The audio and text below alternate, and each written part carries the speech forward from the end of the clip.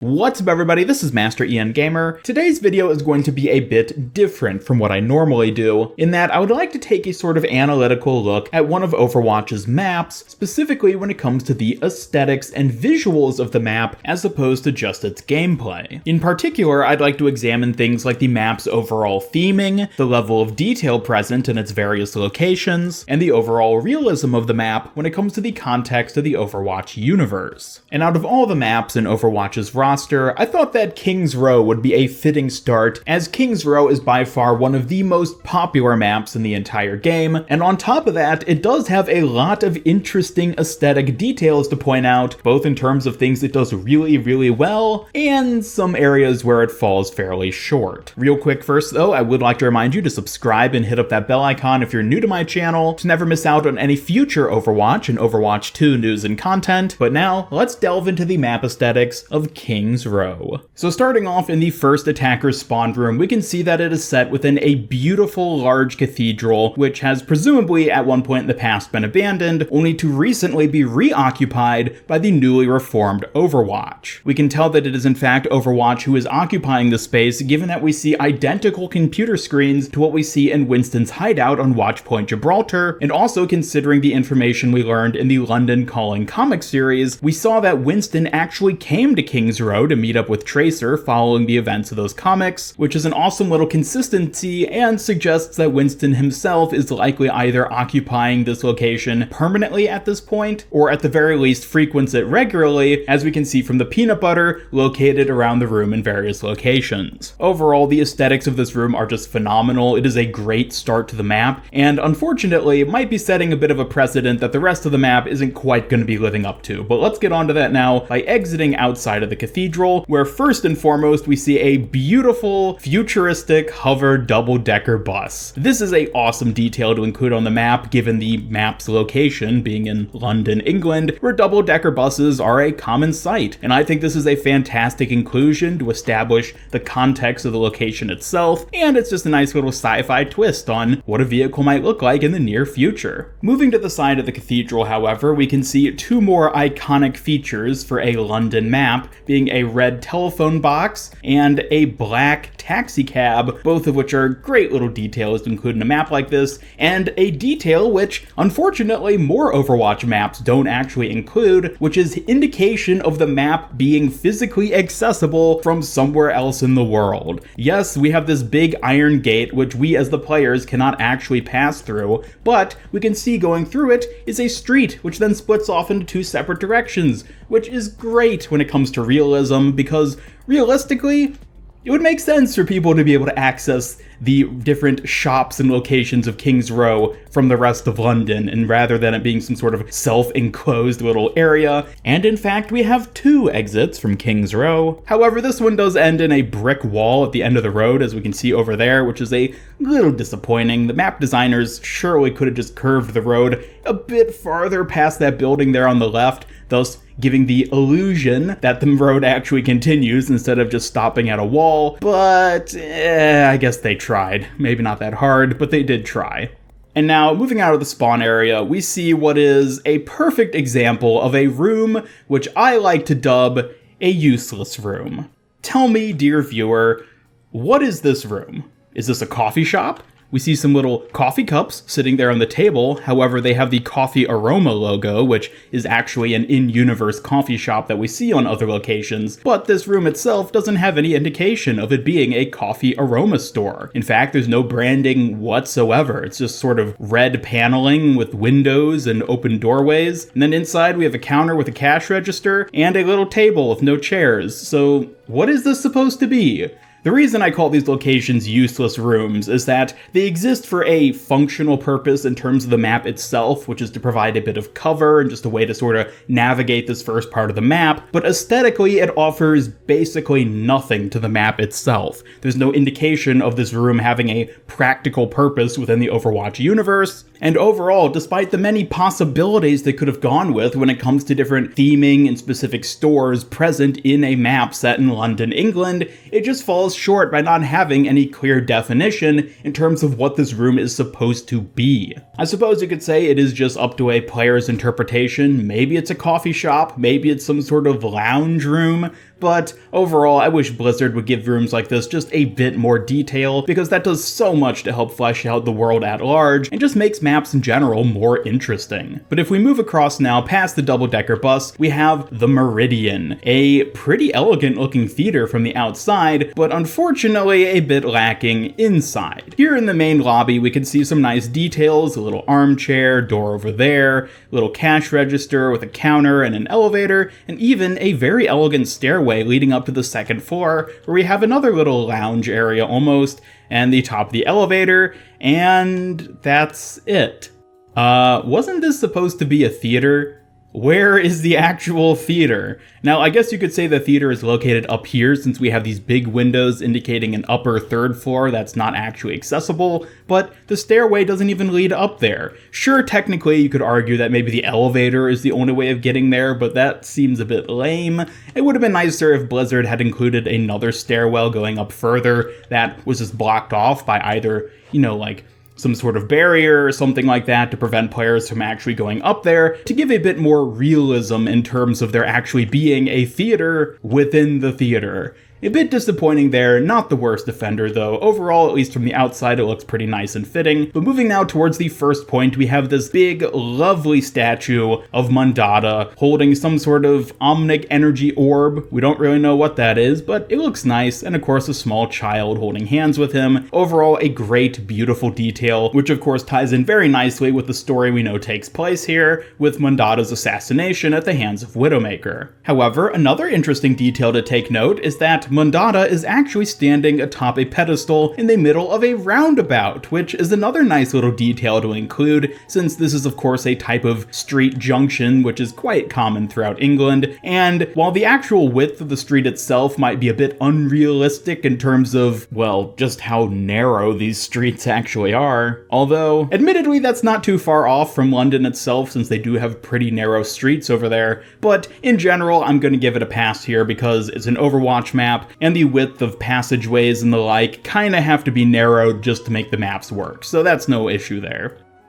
Heading over on the right side though, we have another little alleyway, nothing great to see here. It would have been nice, I think, if maybe they had included like a doorway back there to give a hint of some sort of like hole in the wall type location, but it's not overly necessary, especially considering that this first part of the map here overall has a very posh and upper class sort of aesthetic, as we can see with the fancy theater, cathedral, and hotel, which I'll get onto now. So here we have the Alderworth Hotel, which is criminally undersized, I might add. Again, there's a little counter with, at least they have the little cubby in the back where you would have like the keys for the different rooms, but there's no stairway here. There is an elevator, I'll give them that. They do have an elevator included, which is nice, so there's at least some realism to being able to actually get to the rooms above. And you do have this little doorway over here, but as we can see from the outside, at best, it just leads to this door here. Although I will admit that would be like a really short, really steep step there, so yeah, a bit inconsistent, but at least they put in the effort of including a door on both sides, and that's fine for what it is. And overall, from the outside, I think it looks fairly great. They have the big Alderworth sign here on the side, but again, a bit lacking in terms of the realism, as only having an elevator to go up to the rooms is an incredible fire safety hazard. Now, if we go across the way here, we can see what is perhaps the most iconic feature within King's Row itself, and certainly one of the most iconic landmarks in all of actual London, which is Big Ben, the majestic giant clock tower, which is immediately adjacent to the Palace of Westminster, which is the meeting place for Parliament. Now, including this in King's Row, given that it's a London map, I think is a very, very fitting detail, even if it's not incredibly realistic with the way it manifests in this map. Looking at a picture of the actual Palace of Westminster and Big Ben, we can see that there is a river going right next to it. In fact, a big river, a famous river on top of that, called the Thames. And if we hop back into Overwatch real quick, we can pretty easily see there's no river. There's no river whatsoever. We got the clock tower, and then there's no river. No bridge either, I might add. I have to admit, this is perhaps one of the most disappointing details in terms of the realism of King's Row. I mean, I understand if they wouldn't want to have a river on the map itself as somewhere you could like fall into, but I think if they included even just the hint of there being a river nearby, like perhaps one of the gateways we saw back here. You could just see in the distance like a river, there was something, maybe a hint of the bridge itself, anything to suggest that the River Thames is actually present in this location would have been a nice detail for them to include, but nope, they decided to just exclude it entirely, which is fairly disappointing in my opinion. I think that would have been a nice fitting detail for them to add, but nonetheless, at least they have the clock tower itself, which does do a great job of establishing the setting of this map and is a very iconic detail for both the map and the real-life city. Now, speaking of the clock tower and palace, let's go ahead and just explore the halls. As we can see here, the hallways are fairly vacant, not much going on, just a little sort of armchairs, couches, almost lounge sort of areas, which admittedly is pretty accurate when it comes to the Palace of Westminster. They have all these big elegant hallways that don't serve much of a practical purpose, but are simply there to establish the grandeur of the location and definitely make it seem very, very wealthy. Next up though, let's take a look at the actual payload for this map, which is a giant red EMP. Now, I'm not entirely sure what Blizzard is trying to say here with this, in terms of that we start this mission in King's Row in an Overwatch outpost, and the goal is for Overwatch to escort an EMP to the underground, where we're going to presumably murder a lot of Omnics. I don't think Overwatch would do that, so it's a bit weird in that regard, but certainly just examining the payload itself, I think it's very nicely detailed, probably actually one of the better non-vehicle payloads across all the maps we have in game. And interestingly enough, we actually see it have a cameo in the Uprising comic, which of course tied into the Uprising Archives event, where we can see that this was apparently the EMP that Overwatch brought with them when fighting Null Sector, despite the fact that that's not actually the payload we see them using in the playable mission. Sort of a weird inconsistency detail there, but I guess at the very least it explains how this EMP ended up in King's Row, even though I'm pretty sure Big Ben doesn't have a garage situated immediately below it, but you know, it's creative liberties, let's say. Before moving on from this area though, I do need to explore the Ascalon Club, Ascalon. I'm not actually sure on the pronunciation of that, but as we can see here, this serves as the attacker's second spawn room and is admittedly much better than I would imagine from a map like this. We can see that this is in fact a very high-class, almost gentleman's sort of lounge where they have pool tables, a nice fireplace, bookshelves, alcohol, all of the stuff you would expect from a very fancy club. Well, not even really a club really, more of just like a lounge sort of hangout area for the rich people, and we can see it has a doorway over here leading immediately into the Parliament building, which makes sense, as you might imagine that, you know, in the downtime, certain members would go over to that club to lounge about and schmooze with each other. A very fitting detail, as I'm sure that is perhaps one of the more realistic aspects of King's Row here. But as we move on, we can actually notice a very important visual change. The first section of the map, as I mentioned before, is very posh, elegant, and nice looking, but as we move to this middle part, we can see things start to get a bit more run down. We can see old worn posters plastered to the walls. We can see graffiti being scrawled on certain doors and walls as well, and overall a large amount of litter and trash just laying all over the place. This is a very nice distinction, as this technically serves as the middle segue almost, leading from the high-class area to what we'll ultimately see being the Omnic Underground, and I'll be getting onto that towards the end of the video, but first there is a ton of important detail to analyze in this section of the map. First off being Moriarty's fine books. This is perhaps one of my favorite places on the entire map. The reason I love this bookshop so much is because it is the perfect example of how to turn a useless room into a useful room. Despite having such a small, tight space, not much room to work with, they have the bare essentials for it to be conveyed that this is a bookshop. We have the counter with the cash register and shelves with books. That's all you need to sell this as being a bookstore, and it works perfectly. Now, admittedly, having some sort of established door might be nice, just to give it a bit more detail, but that really isn't necessary to convey the theming of this being a bookstore. And of course, just slapping the word bookshop on top of it does a perfect job of establishing what it's supposed to be. So Blizzard, if you're watching this, take notes. This is a good thing. It's good when you put theming into the individual locations on your maps, as it helps to establish realism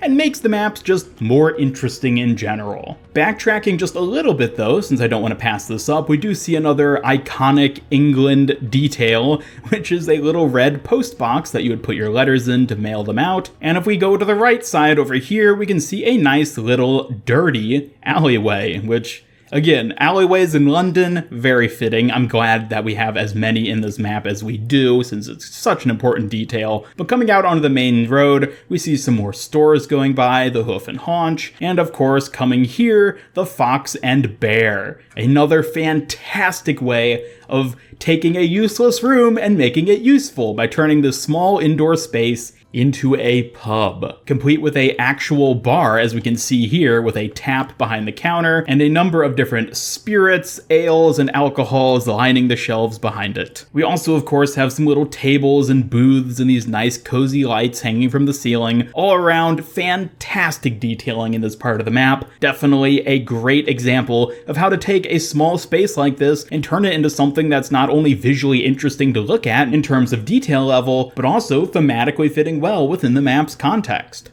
Moving back out into the streets, we can see some more well-themed areas, such as the Eberle and Sons brewery, or distillery, I guess would probably be the better term, which we can see up in here. Now, this is incredibly bare bones in terms of being a themed room, but again, a fantastic example of how to take a small space and using only a small bit of detailing with the barrels on the wall and the big metal distiller in the center of the room, and establishing the idea of this being a distillery. It works perfectly for the theming, because, you know, London, they like their alcohol over there in London, as most people do across the world, so it's nice for them to include an iconic sort of distillery, which is something you would expect to see. Again, I think there could have been a bit more detail done in this room specifically, maybe having some like shelves with some like bottles or something, some other sort of little distilling details, but it serves its purpose, so it's a perfectly fine example of a non-useless room. But now we go into the attacker's third spawn room, which is another fantastically themed location for this map, which is a London taxi depot slash dispatch area and potentially even a repair shop, as we see indicated by this car lift here. Now, unfortunately, we don't actually get any indication of like tools or repair machinery beyond this single yellow lift, so maybe it's not like a full-on garage where they would actually be repairing these vehicles. But regardless, I love that they included this as one of the locations in the map. I feel like taxi depots are a thing which not many people really think about very often, but they definitely play a big role in cities like London, as all these taxis need to go somewhere during their off hours. So I like that Blizzard focused on one of these lesser seen aspects of a big city like this, and I even love the detail of how we see these electric chargers on the walls, thus indicating the fact that yes, this is a futuristic version of London, so of course the taxis are run on electric. That just makes sense. And of course, I can't understate the greatness of them having a proper garage door here, which honestly is a detail that's surprisingly lacking from a lot of similar rooms to this on other maps. So again, nice detail here. It would have been nice if maybe they had like a proper sort of like driveway thing going into the garage door from the street instead of it just being a curb, but I'll let that one slide since that's a small detail.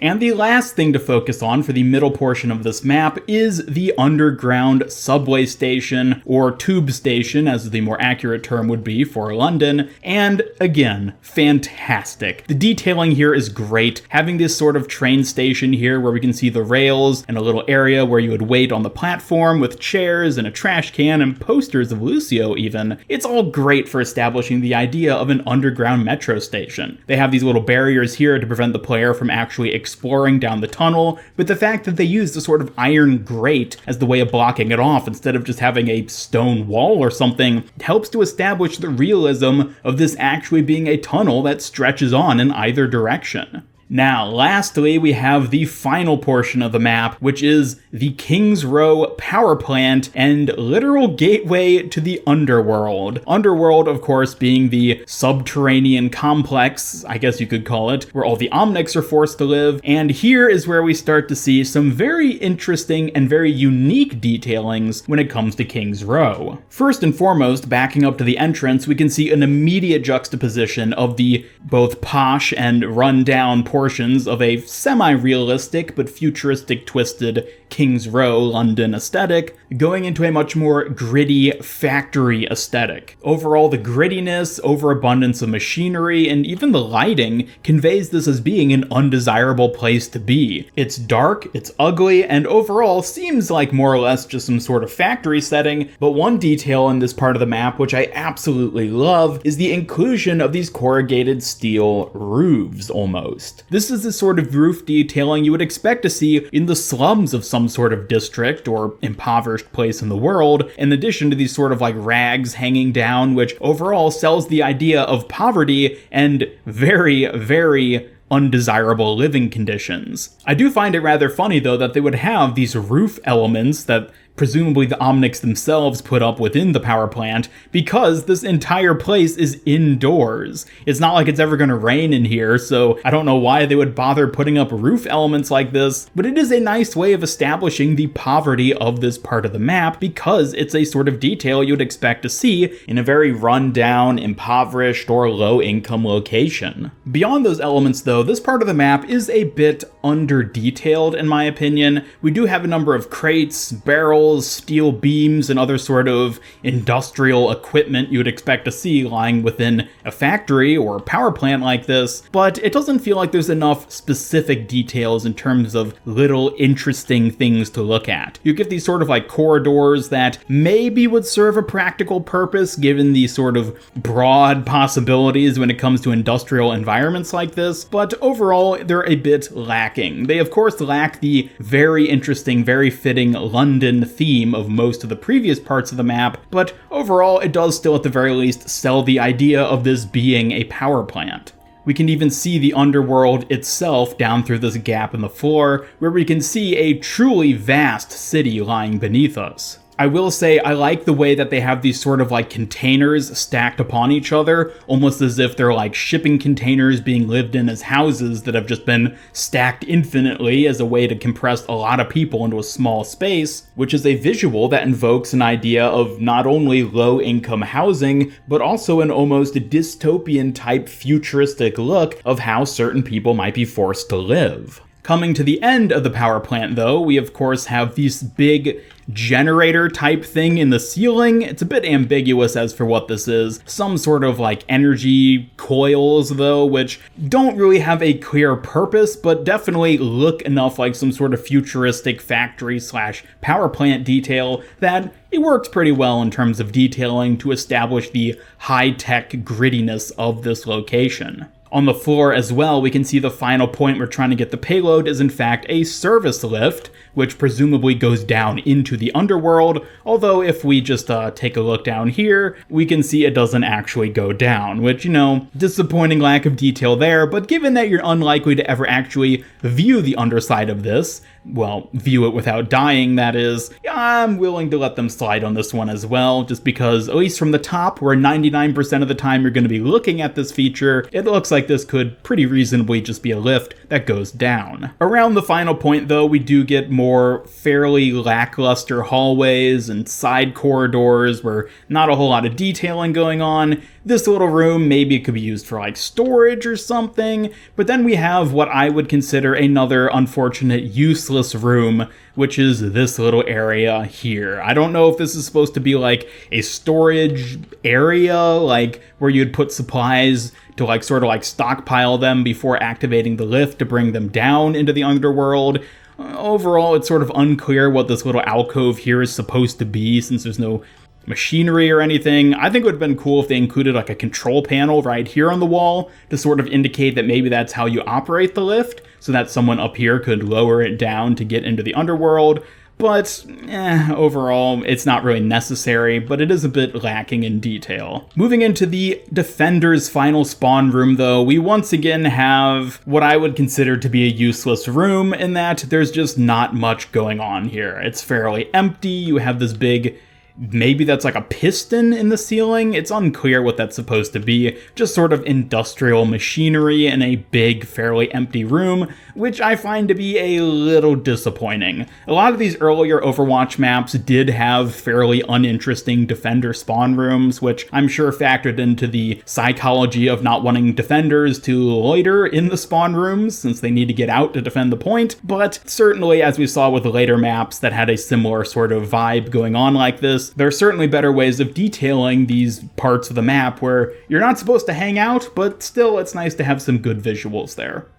So overall, King's Row, I have to admit, is a very good map in terms of the detailing of the map itself. Certainly when it comes to the theming of the map and the context of it being a district in London, it does a phenomenal job of invoking these very English sort of aesthetics, which overall I think does a great job at selling the idea of this being a map set in London. Excellent job in that regard. However, I do think it falls short in terms of the amount of detailing in certain areas. There are some rooms which are just too sparsely detailed and just feel like kind of a waste. Useless rooms in general are a bad thing, but at the same time there are a number of other rooms throughout the map which Blizzard did a fantastic job of detailing, such as the bookstore, the taxi depot, and the pub, so it's nice to see that Blizzard at least got some of these areas really well established. In addition to this, I am also disappointed by the lack of realism in the first portion of the map mainly, especially when it comes to Big Ben and the Palace of Westminster, and the fact that the River Thames isn't anywhere to be seen. Maybe Blizzard is trying to say that by the year 2070 the river has dried up or something, but I think they really missed out on a great opportunity to include just the hint of the presence of the river as a way to better tie it in and connect it to the real world location. And that does it for this map aesthetic analysis video. It was the first one like this that I've ever done, so I wouldn't be surprised if I ended up sort of dragging on a bit long in areas where I wanted to be more concise with what I had to say. But in general, I think it's an interesting idea to sort of take a look at these maps from an aesthetic as opposed to gameplay point of view, because honestly, the aesthetics of a game like Overwatch are really important. Overwatch overall, with its art style and everything, is a beautiful game, so I think it's worthwhile to take a look at the visuals of these different maps and locations and just see how well Blizzard did in terms of the detail, the theming, and the overall just visual interest of the map itself.